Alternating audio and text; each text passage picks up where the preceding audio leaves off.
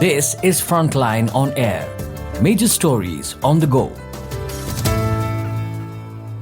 Palestinian Authority's declining influence portends more trouble for Gaza. This is compounded by US financial cuts and internal challenges of corruption, limited autonomy, and a shattered political structure. Shubhda Chaudhary. On March 14, 2024, the Palestinian Authority, PA, appointed the economist Mohammad Mustafa as the next Prime Minister. This move came after former Prime Minister Mohammad resigned in February, citing the deteriorating circumstances in Jerusalem, Gaza, and the West Bank. Since October 7, 2023, over 32,000 Palestinians in Gaza and over 483 in the West Bank have died in the hostilities with Israel.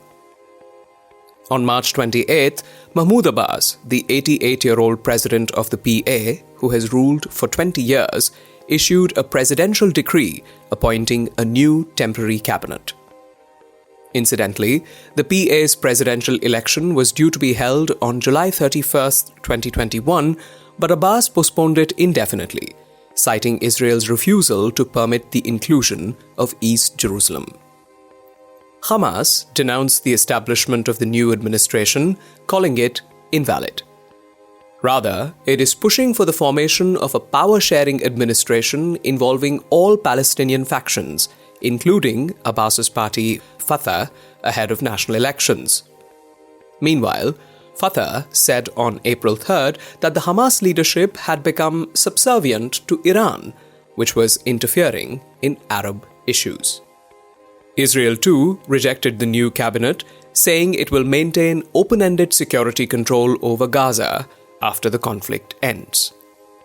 There were rumors that Mustafa, an indisputable face of the Palestinian economy and a long-time confidant of Palestinian leader Abbas, was the frontrunner to become prime minister after the incumbent Salam Fayyad, a Jordanian Palestinian who was a prominent reformist, stepped down in 2013. However, Rami Hamdallah was appointed prime minister at that time, and he remained in the post until 2019. Mustafa has been the eyes and ears of the aging Abbas since Hamas seized control of the Gaza Strip in 2007. He assisted Abbas in merging hundreds of organizations under the PA, a task they undertook so that these institutions did not come under Hamas's control, which would have brought on international penalties as well. One such organization was the Palestine Investment Fund, PIF, a sovereign wealth fund with approximately $1 billion in assets that was established in 2003 in response to strong Western pressure on the PA to implement further economic reforms.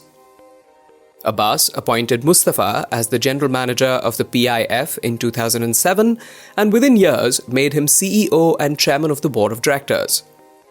Abbas added the Ministry of the National Economy to Mustafa's portfolio in 2014. Tough task ahead. Mustafa's immediate task will be tackling a funds crunch following the US decision to withhold contributions to the United Nations Relief and Works Agency for Palestine Refugees in the Near East, UNRWA, until 2025. The agency forms the backbone of the humanitarian response in Gaza. The US was UNRWA's largest donor, contributing $300 to $400 million yearly. This loss, combined with those from other large donors, means $450 million less for UNRWA annually. This is a serious setback for the organization at a critical juncture. Israeli Foreign Minister Israel Katz was quick to respond. He said, quote, "The historic ban on US funding to UNRWA demonstrates what we knew all along. UNRWA is part of the problem and cannot be part of the solution." Unquote. By late January itself, the US had cut off financing to UNRWA after Israel informed the organization that 12 of its 30,000 staff were suspected of being engaged in the Hamas bombings of October 7. However, on March 4th, in his first speech to the UN General Assembly since the incident, the agency's head, Philippe Lazzarini, stated that Tel Aviv had never offered concrete proof of its employees' connections to Hamas and claimed that, quote, there is a political decision here to eliminate UNRWA, unquote. However, there is a ray of hope. Some nations within the EU, along with Canada, Sweden, and Australia, that had stopped supporting UNRWA are now looking to start up again because they're not convinced about the proof Israel has provided. Furthermore, a number of nations, Norway and Spain among them, have increased their assistance to help mitigate the effects of the cuts. The US and the PA are also on the verge of reaching an agreement to end the contentious martyr payments program for those who commit violent crimes against Israel. The PA provides financial assistance in the form of salary and pensions to Palestinians who have attacked Israelis and been killed, injured, or imprisoned. Israel calls this pay to slay and claims that it encourages terrorism. Many Palestinians consider this to be essential to support those who are against the Israeli occupation. Martyrs Fund. Meanwhile, the Jerusalem-based Palestine Media Watch declared that compensation would be given to the families of 23,210 martyrs and 3,550 Palestinians imprisoned in Israel.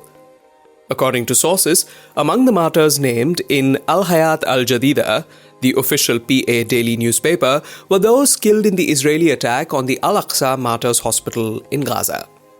The number of prisoners has increased recently, and this has resulted in an additional expense for the PA of $1,331,000 a month, that is, 4,970,000 shekels, thereby adding $16 million to last year's expenditure.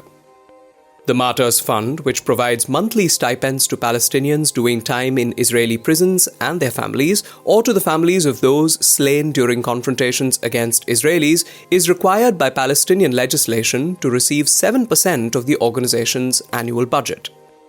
The amount that each prisoner receives each month from Ramallah is determined by various factors, such as the number of Israelis killed, the length of time they have been incarcerated, the size of their family, and so on.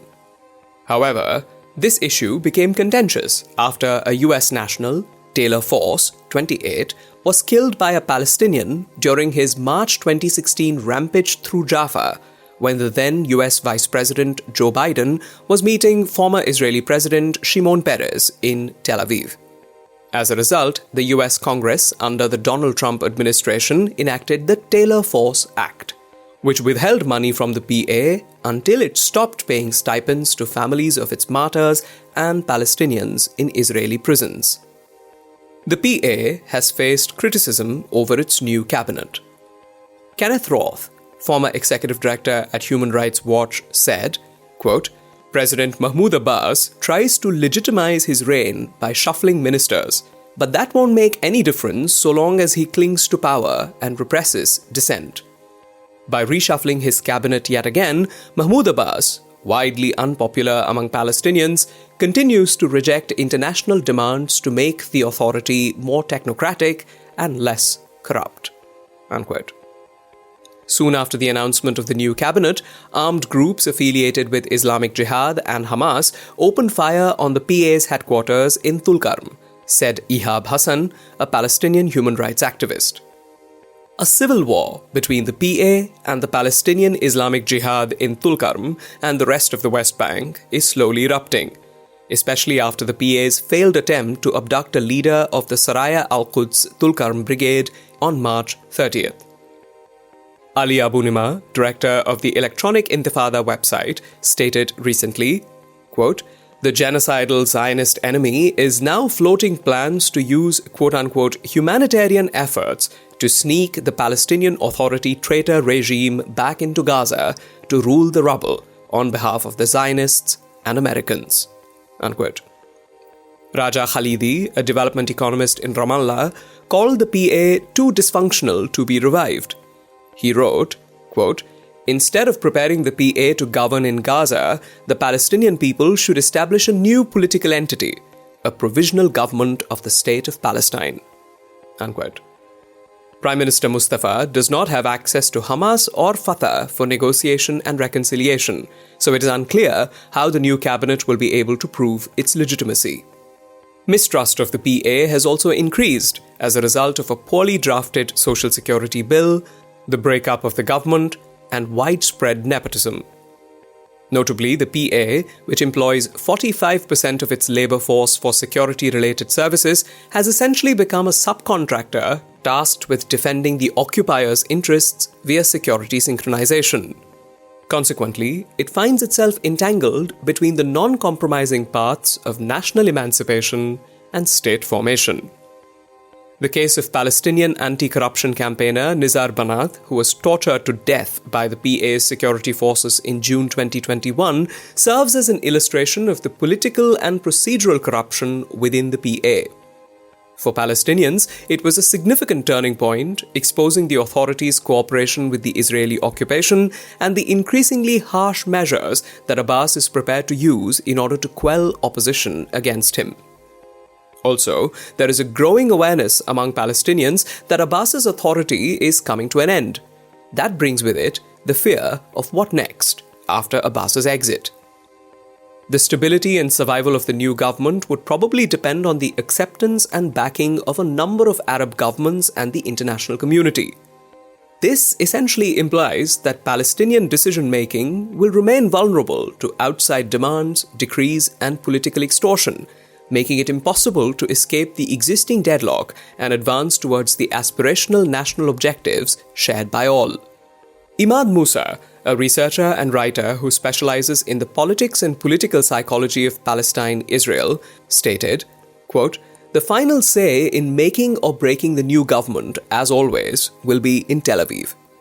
The Israeli categorization of the Palestinian government as cooperative or antagonistic will entirely be based on this government's full or partial loyalty to the security needs of the Jewish state and the outsourcing of the occupation. Unquote. But, with a PA beset by corruption, little autonomy, and a shattered political structure, Mustafa has a difficult task ahead of him. It is unclear whether he will be able to create technocratic governance and bring about significant reforms relating to the Palestinian question. The PA will push for a vote in April on full UN membership, but without resolving the fundamental problems, the protracted Israeli-Palestinian conflict will cast a long shadow, and a permanent peace agreement appears improbable. Only time will tell whether Mustafa was merely Abbas's scapegoat or a true reformer. Shubhda Chaudhary is editor at Centre for India-West Asia Dialogue, a think tank based in New Delhi. She specializes in West Asian politics and has field experience in the West Bank, Egypt, Oman, and Jordan. This is Frontline on Air. Major stories on the go.